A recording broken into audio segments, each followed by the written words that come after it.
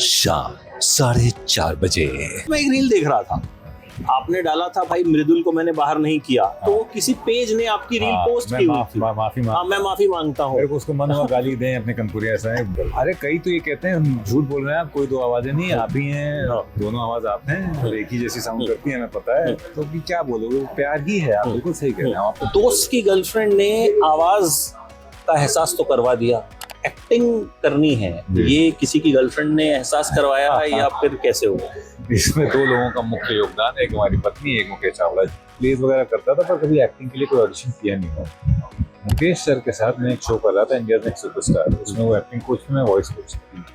Majority ऐसे हों जिनके पास पेशेंस नहीं है, पर मैंने ऐसे लोगों को ट्रेन किया है जिनके डिसिप्लिन देख के मैं दंग रह गया। The people I have trained और I am training exceptional talents, people who know where they lack and they are working on it consistently. कोशिश करने वालों की कभी हार नहीं होती, लहरों से डरकर नौका पार नहीं होती। तो उसमें कुछ पंक्तियां हैं कि असफलता एक चुनौती है, इसे स्वीकार करो, क्या कमी रह गई देखो और सुधार करो। सिंगिंग रियलिटी शो में मैं गया था किसी अवार्ड को प्रेजेंट करने, तो पुनीत हैं कोरियोग्राफर, डांसर कोरियोग्राफर पुनीत है, भारतीय, वो लोग थे स्टेज पर और वो अनाउंस हुआ। मुझे बोला कि आप दे दीजिए उसको। तो पुनीत ने कहा सर एक बार आप अनाउंस कर दिए, आप क्या अवार्ड देने आए। मैंने अनाउंस किया, पुनीत कहता है अब इस अवार्ड की वैल्यू बढ़ेगी। हाँ, तो सर बिग बॉस की जर्नी जो है वो कैसे स्टार्ट हुई? वो स्टार्ट हुई सीजन 4 में 2010।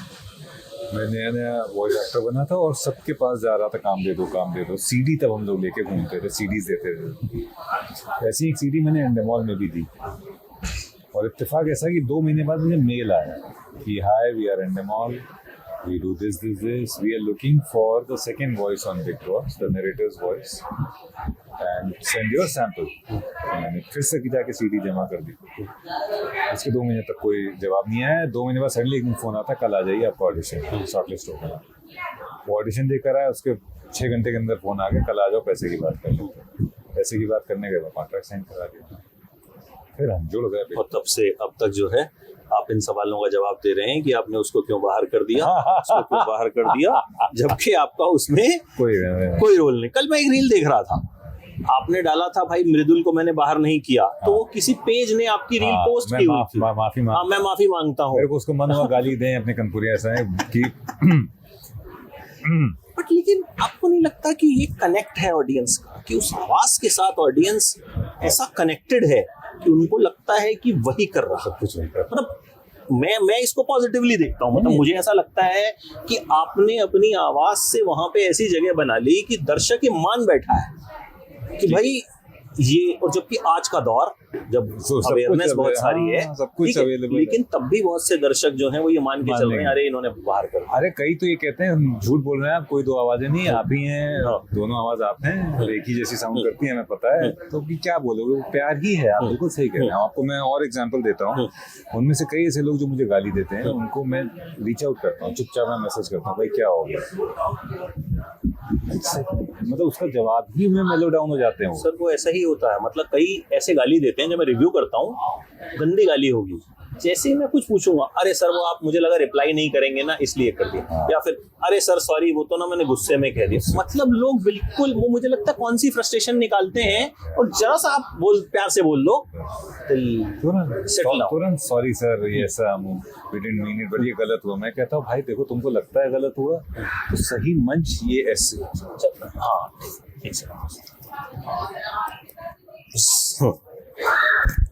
जी सर, मैं उनसे यही कहता हूँ कि अगर तुम्हें लगा कुछ गलत हुआ है तो सही मंच ये नहीं है, तुम्हें सही मंच बता रहे हैं। अदर्स की वेबसाइट पे कॉन्टैक्ट अस पे जाइए, वहाँ पे मेल आईडी पे आप फीडबैक भेजते जाइए। उनका तो काम ही है ये फीडबैक प्रोसेस करना, मेरा काम नहीं है कि उन तक फीडबैक पहुँचाना, तो ना मुझे इसके पैसे मिलते हैं और ना वो अप्रिशिएट करेंगे कि ये हमारे क्रिएटिव काम में क्यों दखल दे रहा है। तो जैसे ही मैं बताता हूँ कहते नहीं सर लोग जवाब नहीं देते, लेकिन थैंक यू आपने जवाब दिया, मुझे अच्छा लगा।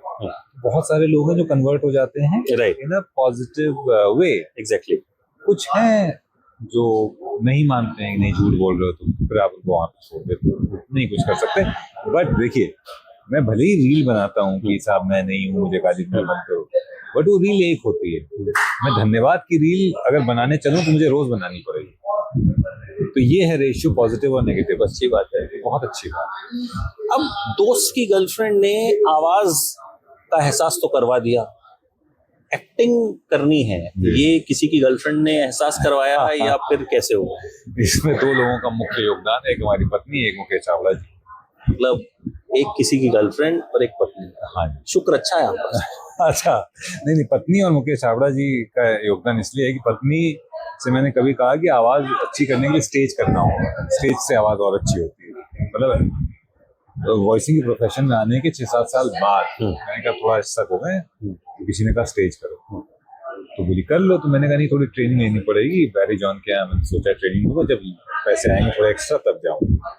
वो मैडम 1 महीने में पैसे वैसे भर आई, बोले जाओ कर। तो वो इस तरह से मैं पुश करती हूँ। वो कर लिया हमने। उसके बाद हम प्लेज वगैरह करता था, पर कभी एक्टिंग के लिए कोई ऑडिशन किया नहीं मैं। मुकेश सर के साथ मैं एक शो कर रहा था, इंडियाज नेक्स्ट सुपरस्टार, उसमें वो एक्टिंग कोच थे, मैं वॉइस कोच था। वहाँ हम लोग मिले, उन्होंने ऑफिस बुलाया कि एक काम करो, संजना को ट्रेन कर दो, वो दिल बेचारा में उसके वॉइस ओवर पे बन जाएगी। फिर बात होने लगी, बोले तुम अच्छा एक्टिंग भी करते, आए नहीं कभी ऑडिशन देने, दोगे ऑडिशन? सोचे किसका ऑडिशन लिया फैमिली में। वाह।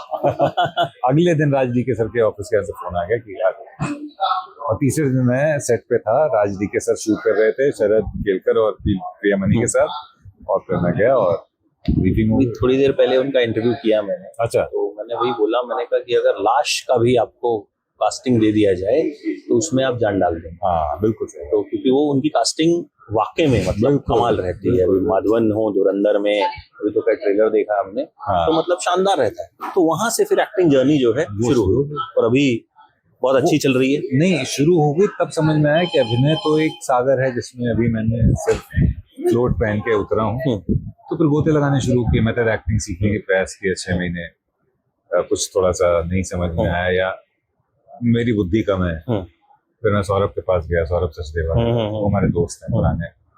फिर उनके साथ वर्कशॉप्स करी, फिर तो हो गया। तो वर्कशॉप हम करते रहते हैं, अभिनय को थोड़ा सीखे बेसिकली समझते ये मुझे लगता है कि आज की डेट में जैसे इन्होंने 3 साल पहले वॉइस पे काम किया, फिर आप वॉइस एक्टर बने, फिर एक्टिंग पे काम किया और अभी सिखाते भी हैं। तो ये जो पेशेंस होती है मुझे लगता है आज के लोगों में बड़ी कम है। वो सीखना नहीं चाहते। हर कोई चाहता है कि सीधे आके को शाहरुख खान का है तो दोस्त बना दिया जाए, पहली तो बात शाहरुख खान बना दिया जाए, नहीं है तो ठीक है मैं पैरेलल लीड कर लूंगा। मैं अमित इससे ना डिफर करता हूँ, मैं मेरे पर्सनल एक्सपीरियंसेस क्या है। ऑब्वियसली हो सकता है मेजॉरिटी ऐसे हों जिनके पास पेशेंस नहीं है, पर मैंने ऐसे लोगों को ट्रेन किया है जिनके डिसिप्लिन देख के मैं दंग रह गया। शर्वरी बाग 2019 के बाद, जब वो उनका पहला शो भी नहीं है, तभी तो बहुत बड़ी स्टार हो गई है मंजया और बंटी बाबी टू।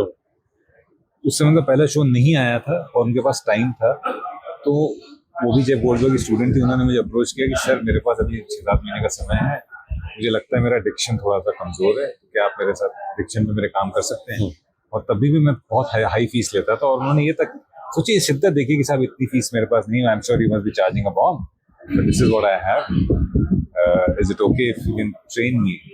मैंने बिना सोचे हाँ कर दिया। मैंने कहा इतनी शिद्दत लेके कोई आ रहा है कि मेरे पास 6 महीने का समय है, तो मैं सोच रही हूँ अपने डिक्शन पे काम करूँ। तो सुष्मिता सिंह जी के साथ काम तभी तो वो बने ना सर सिंह की। मतलब मैं वही बोल रहा हूँ कि आप वक्त तो दो, आप सीखो तो सही। मैं कह रहा हूँ कि बहुत ऐसे भी हैं जो वक्त नहीं देना चाहते हैं कि अभिनय में क्या सीखेंगे। जो मतलब अभी जैसे हमारे पास भी जर्नलिज्म में जो लोग आते हैं, वो आते ही उनको ये है कि सर वो बताइए आप मतलब सलमान खान से कब मिलवा रहे हैं आप, या सलमान खान का इंटरव्यू कब, मतलब they can't, अगर सलमान खान उनके सामने आ जाए तो वो पसीना आ जाएगा कि क्या पूछे हम। ठीक है, जैसे मान लो किसी को अचानक से बोल दिया यार जाओ वो इंटरव्यू कर लो, वो नहीं कर पाता। मतलब वो उनके हाथ पैर फूल जाते हैं कि अरे यार मतलब कैसे होगा। अभी हम बाई चांस मिले, हम बैठे और हमने इंटरव्यू शुरू कर दिया, तो वो कहीं ना कहीं आपको अपने क्राफ्ट पे कुछ काम तो करना पड़ेगा। और ये मुझे लगता है कि आप बेहतर बता पाएंगे कि किस तरह का टैलेंट अभी आप देख रहे हैं इंडस्ट्री में, because you train people. See, the people I have trained or I am training, exceptional talents. People who know where they lack and they are working on it consistently. That is good. But वो बहुत छोटा तबका है। Exactly. एक बहुत बड़ा तबका ऐसा भी है, अरे कितना सीखेंगे, क्या सीखेंगे, अब काम कराओगे। अरे वो गलत था, अरे ये गलत था, ये सही नहीं था, वो कास्ट नहीं करना चाहता था। उनको रीजंस वो ढूंढते रहे। अगर आप भी, और एज एन एक्टर मैं आपसे कह रहा हूँ, आप अगर किसी ऐसे ग्रुप में हैं जहाँ ज्यादातर लोग कंप्लेन ही कर रहे हैं कि ये गलत हो रहा है, वो गलत, नेपोटिज्म है, ये, वो ग्रुप छोड़ दीजिए, वहाँ आपकी ग्रोथ नहीं है। ये दर्शकों के लिए, मेरा जो एक्टर बनना चाहते हैं उनके लिए मैसेज था।